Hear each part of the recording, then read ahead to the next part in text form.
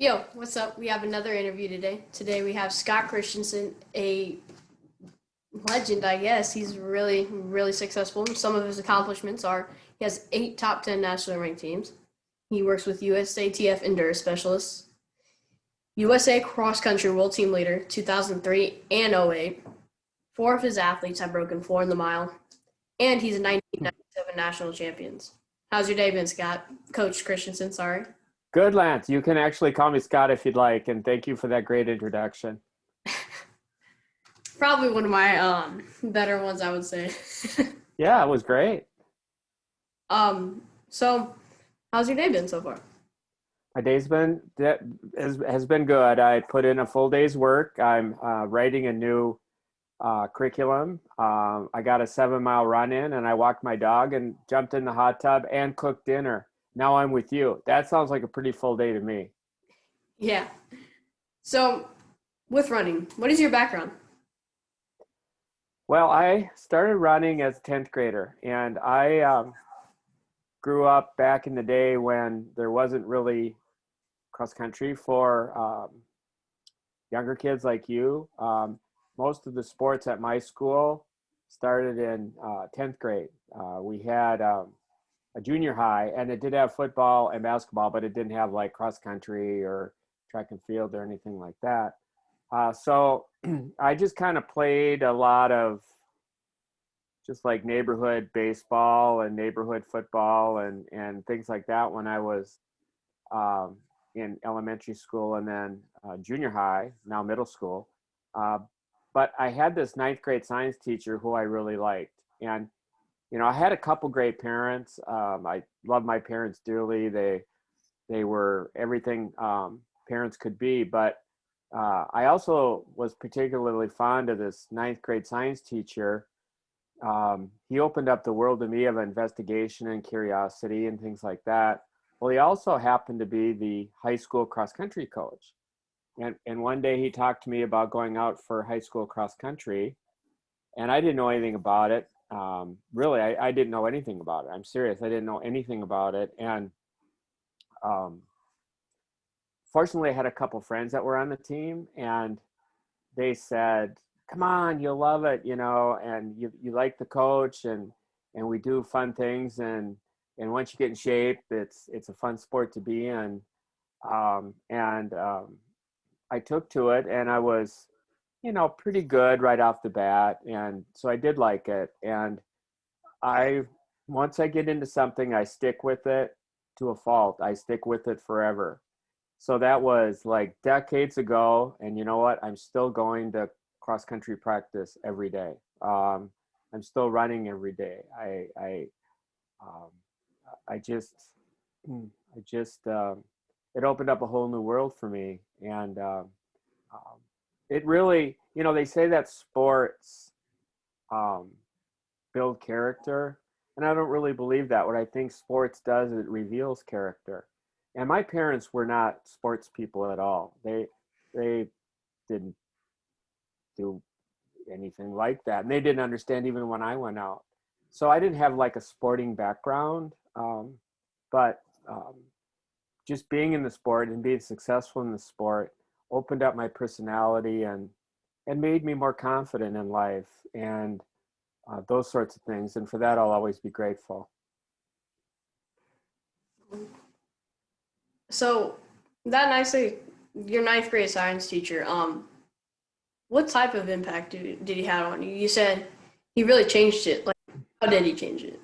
He was a cool guy, and I was probably at the age where teachers, as I grew older, I probably was at the age where teachers became more significant in my life, and I would spend time. I was comfortable spending time with him after class, and he would ask me to do certain lab setups.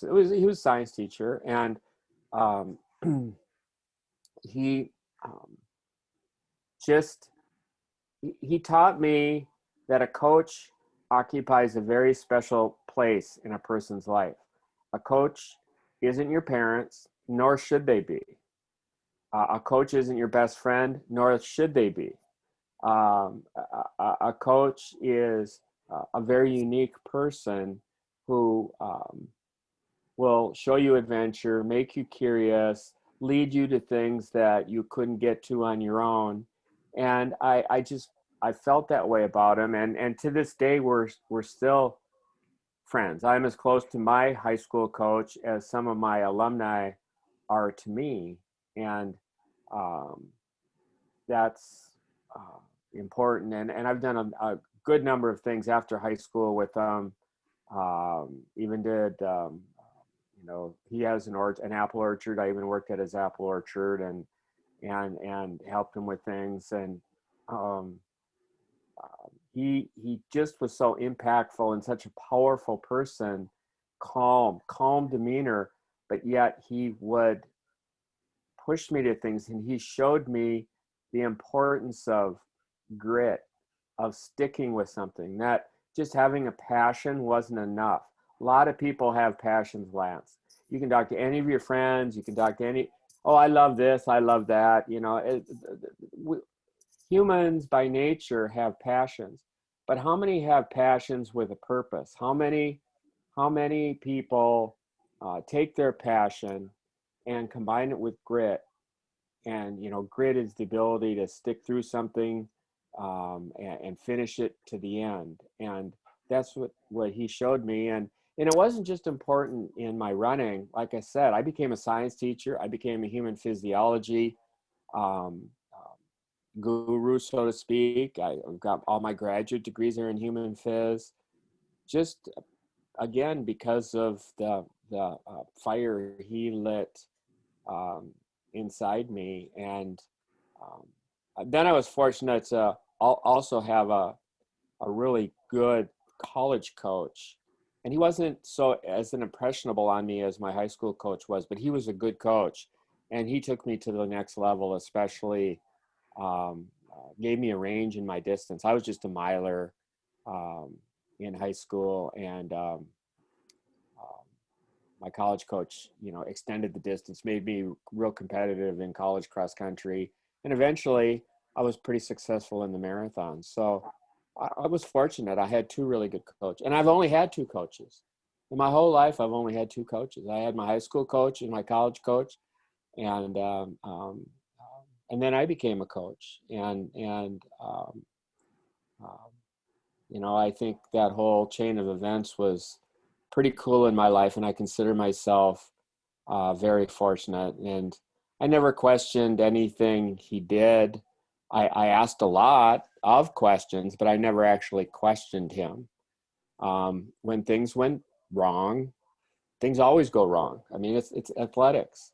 I tell my own team that this sport you've chosen to be in is 90% heartbreak and 10% joy and satisfaction. But that 10% that is so good makes up for the other 90%. But there's a lot of disappointment because instead of chasing hockey pucks and basketballs and footballs, we're chasing personal bests. And when you don't get one, a lot of times you feel disappointed. And there's a lot of disappointment. And you work hard for something, it's not quite there on race day, you're disappointed. But he taught me the fact that it was okay to be that way, and it would ultimately make me a stronger, better, more appreciative runner. The fact that you've only had two coaches and that you can marathon, Yeah. that's I haven't heard anything of that, but I'm also pretty young, and but that's Yeah. Well, to me. I look at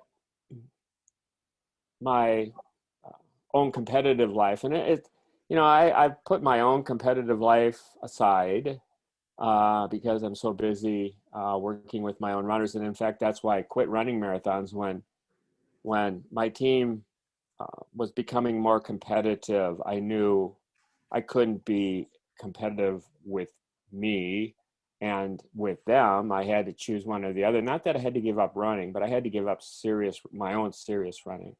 So my high school coach, um, brought me into the 5K. We were actually running 3 miles in high school. So we were running 3 miles, and then I became a miler, and being a good miler also put me on the mile relay. And I was able to, run a pretty good high school mile and was recruited. And in college, I wanted to be more competitive in the longer racing distance, which is college cross country, 8K, 5 miles. So I did the background work for that. I said, what do I have to do? I know I'm a miler. What do I have to do? And I did the work. And then once I got out of college, there's not much available, or there wasn't at that time much available in racing a mile on the track, or even that many open cross country races. But I saw all these cool marathons like Boston and New York, Chicago, Philadelphia, and I thought, I can see a lot of this country and run these races. So I became very very interested in the marathon, and I ran 2:30, and my best was 2:30 and 32 seconds. And think about this, I ran that time twice, 2:30, 32. And number one, what are the chances of that? And Especially in a number two, marathon. how disappointed was I? Because obviously I was trying to get under 2:30, and I ran 2:30, 2 hours, 30 minutes, 32 seconds twice. So that even became my nickname amongst my running friends, was 30-32. So, but anyway, I was in my mid 20s when I was doing that. And I had taken over the team here at Stillwater, and it was a building team, not a great team when I took it over, small. For a big high school, it was a very small team. And I wanted to build it up, and all of the competitiveness that I'd had as a runner kept getting funneled into my coaching. And it didn't take but a few years later that I just said, I don't want to run any more marathons. I don't even care about going under 2:30 anymore. I want to coach. I want to be like my coach was. I want to be a person in my young runners' lives like my coach was for me. That became very important to me. And so I set about trying to do that. And hopefully I have. I don't know if I have or not. I mean, I get a lot of compliments, but a person only knows what's in their heart. And I hope I've made a difference in a lot of people's lives. Um, and for some people, I was their guy, just like my high school coach was my guy.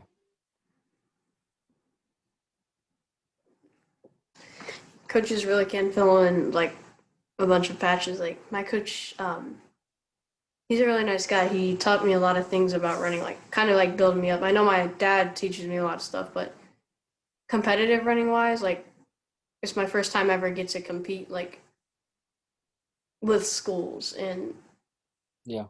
it really changed a lot because the feeling of it, like it's cool getting to race an open 5K. Like the Illinois 5K, I always try to run every year, and that's really fun. But getting to race just a normal meet is just so much better feeling for me. Like getting to have a bunch of family members and running with your friends at a meet. It's really fun. Well, you're in a good position. You've got a good coach. You said you like your coach. I'm sure he's very knowledgeable. And coaches these days are very knowledgeable because the information is so available. But you also have a dad who's a coach, and so you're in a running family, and um, you guys understand um, how the sport works, and um, it's just an enviable position to be in. My daughter I didn't have a son, but I had a daughter. I still have a daughter. I shouldn't say that. My daughter was on the girls team at Stillwater, but I would take her to 5K races and things like that in the off season. And I never actually coached her because we have separate programs here at Stillwater. But in the summer, I would do what you just said. Take her. In fact, we would go to our biggest races were in Chicago. We'd come down for the Chicago Distance Classic. I'd run the long race, the 20K, and then she would run the 5K. My wife would actually run the 5K as well. And then we'd go to the expo, and then we'd come down for the Chicago Marathon, and I was done marathoning at the time, but we would run the 5K together. So we probably came to Chicago and ran either the Chicago Distance Classic, the Shamrock Shuffle, or the marathon weekend, I would say 10, 12 times. So it's fun to come to your state. It's fun to come do things in Chicago. I know you live south of Chicago a ways, but that's the part of running that I always enjoyed, was just running in a different town. Even if that town was 10 miles away, it was always like an adventure to go to another town and race. And I have an adventurous spirit, and I just love that aspect of just getting on a bus or on an airplane or however we were traveling anywhere, and just go off and just enjoy the races. So How important is it? How important is it to like stay consistent during the off season? Off season. Sorry, I can't. well, consistency is a funny word. Consistency does not necessarily mean every day, or it could mean every day. Consistency just means becoming a habit or part of your lifestyle. Now, consistency for my runners here at Stillwater, if they're on our varsity, as let's say 11th and 12th graders, consistency is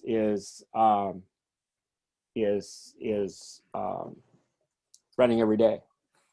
But for you, your age, I don't think that's what consistency necessarily means. I think it means becoming part of your lifestyle, but you don't have to run every day, nor do I think you should. And I say that because I have an understanding of human development, maturation, and things like that. I've studied it very, very closely. It's a big part of biology. And right now, at your age, you're doing a lot of growing. And the cells that you were born with are enlarging, they're getting bigger, and that takes a lot of protein from the diet that you eat and a lot of energy from the carbohydrates you eat. So you need a lot of raw material and you need a lot of energy. And during periods of high growth, not only is training hard, but it takes away the energy and the byproducts of your growth. So, I think in the off season, somebody your age consistency would be every other day. That's what I would consider it. It could be a little bit more, but just as a rough, what I would consider consistent for a 7th grader going into 8th grade. Am I right on you? That's what you are, right? You're in 7th grade right now, right? Yeah. Yeah. A 7th grader. That would be consistency to me means part of your lifestyle. Yes. Running every day. No, more like running every other day in the off season. You said running in the off season. How important is it to run in the off season? Practice is important. No matter what sport you're in or whatever you do, practice is important.